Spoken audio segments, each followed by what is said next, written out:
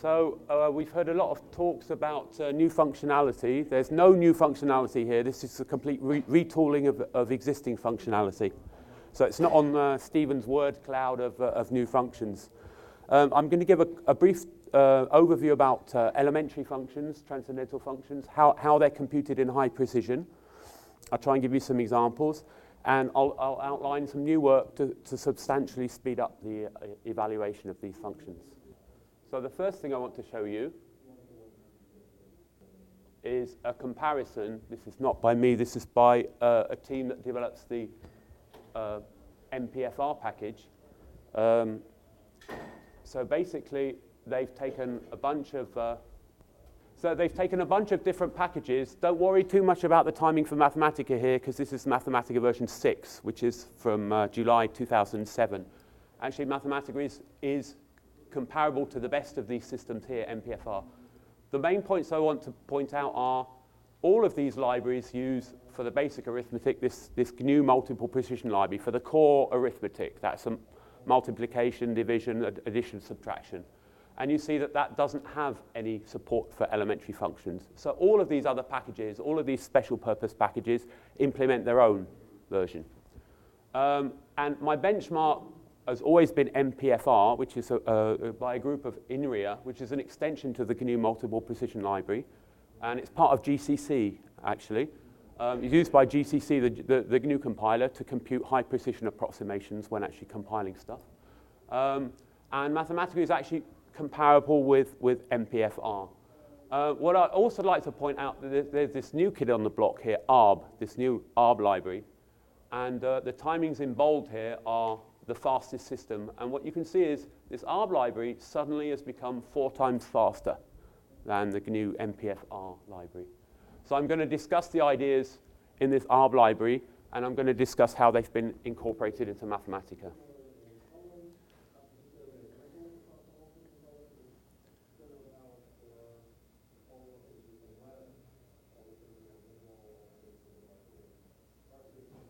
Okay. So just a very quick example of the sort of thing I'm talking about. Mathematica provides 2 types of arithmetic. One is fixed precision. Here I've fixed the precision at 20 digits, and I've computed the cosine of some small value. If I then go and use the inversion formula, this is equivalent to the sine function, then I get a complete loss of precision in fixed precision when the argument here is quite small. This is 10 to the minus 30. And this is a typical behavior of using a fixed number of digits. So in Mathematica, we have an alternative model called significance arithmetic, which locally models the conditioning of the function. And here what you see is you don't get a fixed number of digits, but you get a growing number of digits depending on the conditioning of the function at this argument.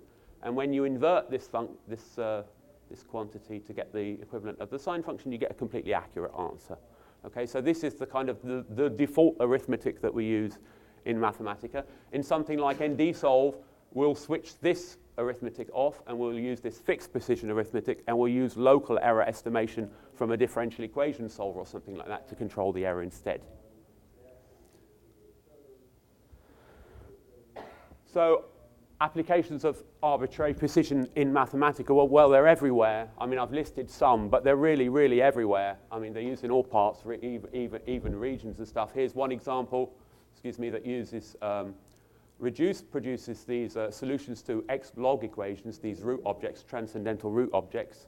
And here I can take numerical approximations of these things and get arbitrary approximations. And that actually is computing these elementary functions to high precision.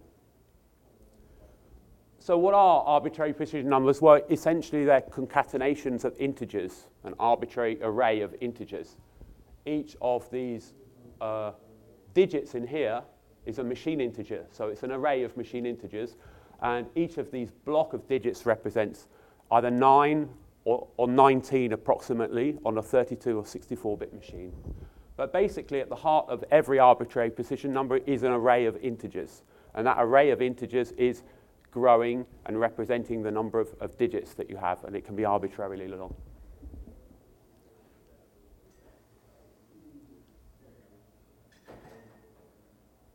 So, as I said, all of the libraries that I showed on the first slide use this GNU multiple precision library. When I first started, every single library would use its own ad hoc method. Okay, this is good for us because it means if we also use this library, which we do now for at least a decade, we can compare our implementation and our algorithms to other systems, and we can see how good they are because we're all using the same core underlying fundamentals. So it kind of levels the playing field for everybody. So what I'm specifically going to talk about here is computing trig functions. So there are three components to computing a trig function. The first is a range reduction. That's to bring the argument within a range in which the approximation is going to converge. The second one is called argument reduction. Once you have it in a range where the series is going to converge, you're going to make it even smaller to try and accelerate the convergence of the series. And the third one is the actual evaluation. Now, the actual evaluation is different depending on if you're using machine precision, you might use a chordic or a minimax approximation. In arbitrary precision, we use a Taylor series. But even evaluating the Taylor series in arbitrary precision can involve different methods depending on how much precision we're using. So there's the basic summation algorithm, which is just basically going through and computing products and summing them up. There's something called rectangular splitting, which I'll outline a little bit later, and something called binary splitting, which is used for extremely high precision that's outside the scope of this talk, so I'm not going to cover that today. So the first thing to do, you have sine or x for some number or something. The first thing to do is to bring it in a range in which the series is going to converge. And you do that by subtracting off multiples of pi over 2 or of log of 2, okay, to reduce the magnitude of this argument. And here are a few different examples for different functions. And that means that we have to compute pi or log of 2 or something like that to high precision. Okay, and we have very good algorithms for doing that. Once we've done that, we have something like x is less than 1. Okay, x is less than 1. It might be 0.9 or 0.8 or something. The series is going to converge quite slowly. So what we ideally want is something quite small, okay, like 10 to the minus 10 or 10 to the minus 20, in which case the series is going to converge much, much more quickly. So then we can use functional relations to do that. And here are a couple of them. Here's one for exp. Okay, this says if I want to evaluate the exponential function at some argument, I can actually evaluate it at half of that argument, go and do that, and then just square it at the end. Okay, so I can do this like 10 times or something like that.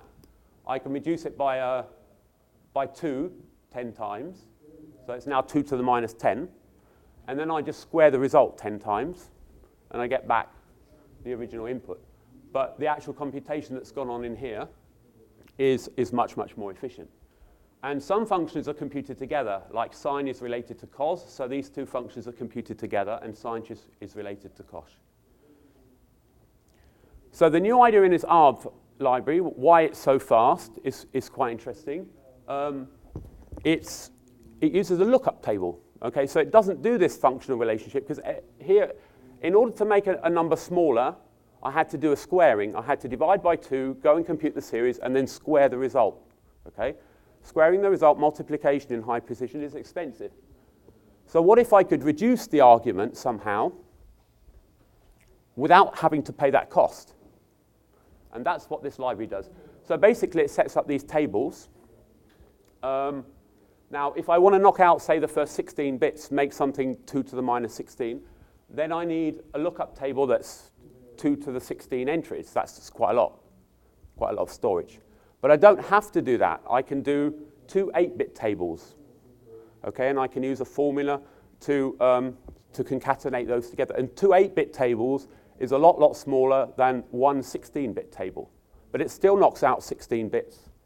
So here's an example to show you what's going on. This is my number, okay, my arbitrary precision number. I'm going to take the first 8 bits, okay, and I'm just going to take them away and put zeros there. And then I'm going to call whatever was in here a rational number, P1 over Q1. Okay, it's just a rational number. Then I'm going to take the next 8 bits, knock them out, just put them to 0, and I'll call whatever this purple bit here is P2 over Q2. It's another rational number, okay? Now I've got a number that's got 16 leading zeros, okay? It's 2 to the minus 16. My series approximation of that number is going to be very, very fast, okay? That's my exp of x2 here. I can compute that really quickly. But I've taken bits out here. So what I've computed here is not the same as what I had here. I have to add back in this, and I have to multiply the three things together. Okay? But this is exponential of a rational number, and I just get it from a lookup table. And this is exponential of a different rational number, and I just get that from another lookup table. Okay? So these kinds of ideas are also used in hardware, but in hardware you have restrictions with the size of the die and everything. I mean, CPUs are expensive to kind of construct. The point is here that I can build these lookup tables, and I can build them up lazily. I can just say, have two 8-bit lookup tables, fill them up as you need to. So each time I go through the exponential function, I fill out one new entry in each of these two tables. And the nice thing is for something like NDSolve, where I'm evaluating cosines or sines over and over again with very similar bit sequences in the beginning, because they're all quite near to each other, the numbers, I can just go and get all of these leading bits from these lookup tables, okay, and recycle them over and over again, instead of having to use those formulae for reducing the arguments and paying the cost of the work to bring the number down in size each time. So if I restructure the code correctly, then really there's only 4 series that I have to evaluate, okay? Arctan and arctanch, which are pretty similar except for the alternating sign, and sinch and sine, okay? Where this has a factorial in the denominator and these are just the odd numbers. Okay, so these are the only series that I have to actually worry about evaluating. So once I've got part of my result out from the lookup table, I still have to go and compute this series. Now, for the exponential functions, I can use some kind of symmetries. So here the exponential function involves all powers, but if I compute the series for sinch, which is just the odd powers, then I can use the inversion formula to get the cosinch, and I can just add the two together. So here I've only evaluated a series with half the number of terms, and just by doing a square root and a square, I've effectively got the exponential. So I've effectively cut the work in half here, because this series is like half as expensive to evaluate as this series, okay? And a similar kind of idea for the logarithm. It's a pretty neat trick.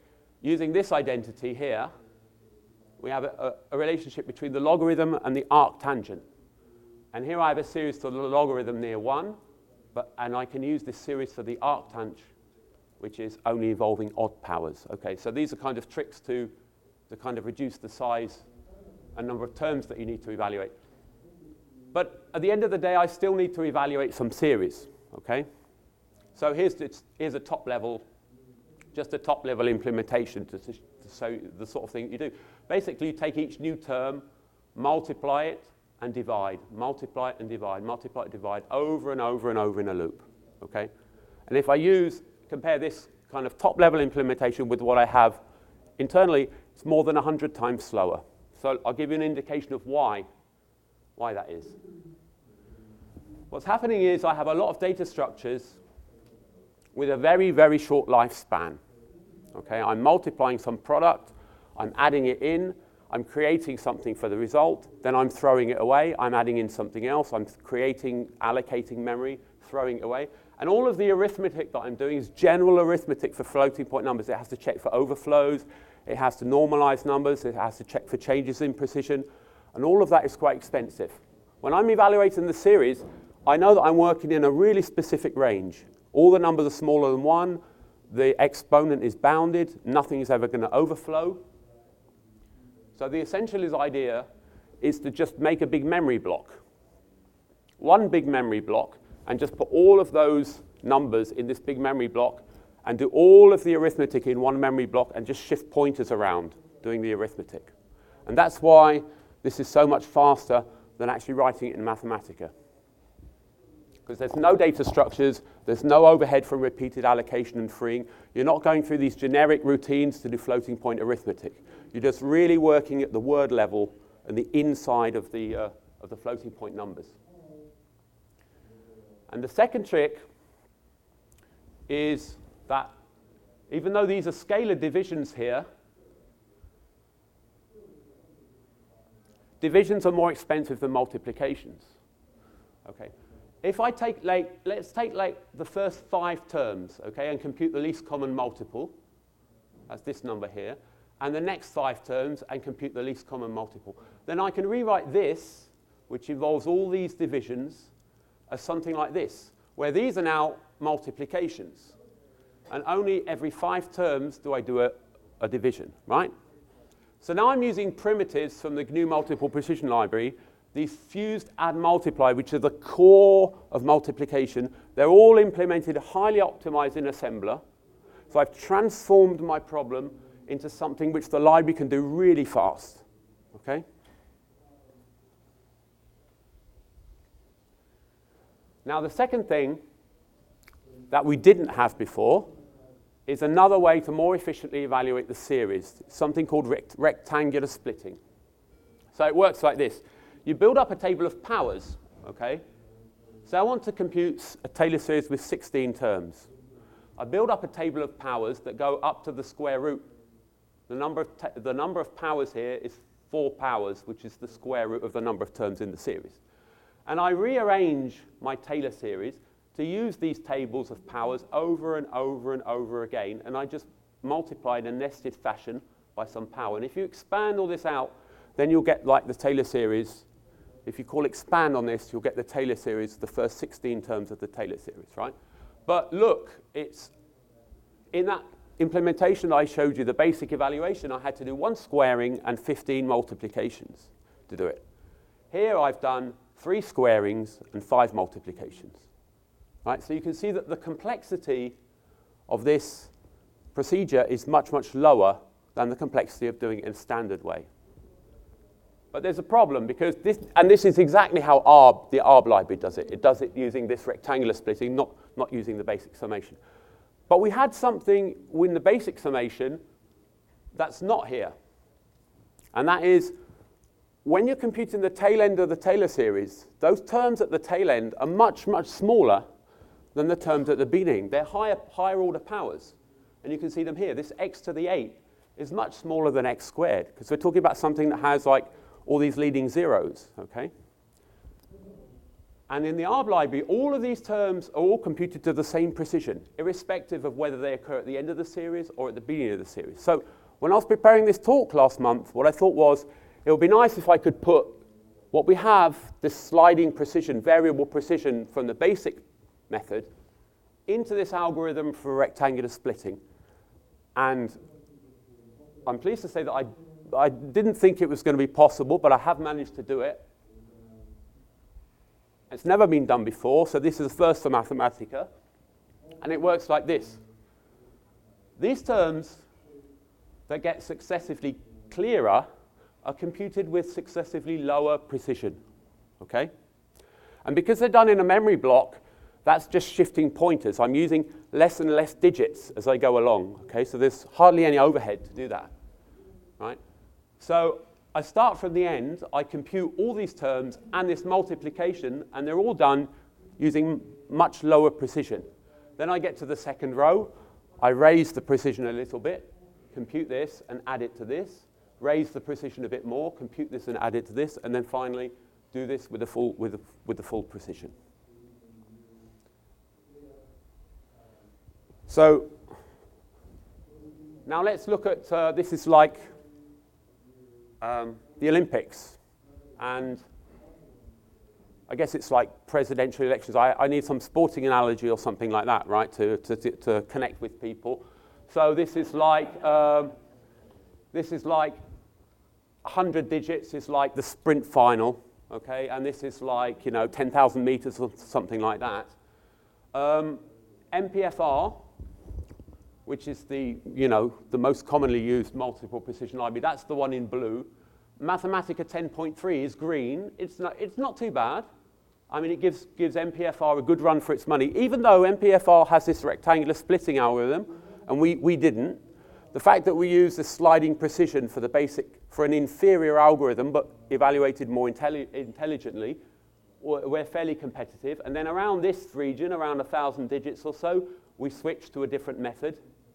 So you can see there's a little bit of awkwardness here. This is this Arb library, okay, which is like Usain Bolt comes along, young guy, and suddenly blows away the competition here.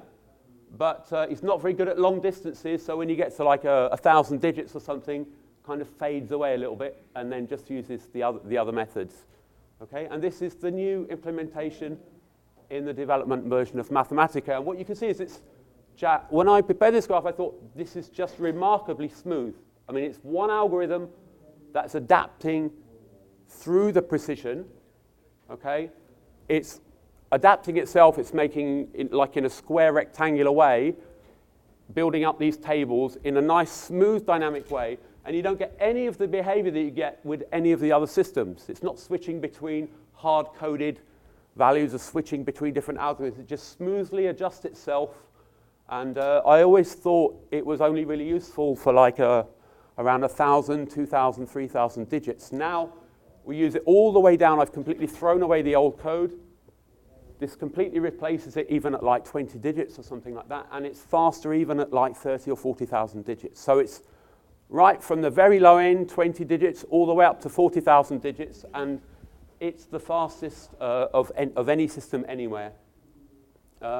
This is on a logarithmic scale, so it kind of tends to compress the difference between the systems. So what I did was a performance profile too. So you can see this is how many times slower the other systems are for a bunch of different functions. And this is the Arb library, so we're kind of in the low precision range, maybe only 50% faster than a factor of 2, factor of 3. We're about a factor of 5 or 6 faster than MPFR. And in this, the MPFR algorithm for Arctan isn't very good. It doesn't use a Taylor series. It uses some kind of iterative method. And it's more than like 20 times slower in this particular range. But the important thing is that it's very fast, and it's very fast for a very wide range of precision. And that means that you can do a lot more computations, and a lot more computations in smaller precision than you could before. I mean, it's like 3 or 4 or 5 times faster is the difference between waiting a day or waiting a few hours for something to compute. And the other thing is because of this lookup table type of mechanism, it's very well suited to something like ND-solve or find root or find minimum, where you're doing very similar kinds of trig function evaluations over and over and over again. It's going to make use of these lookup tables and recycle those values.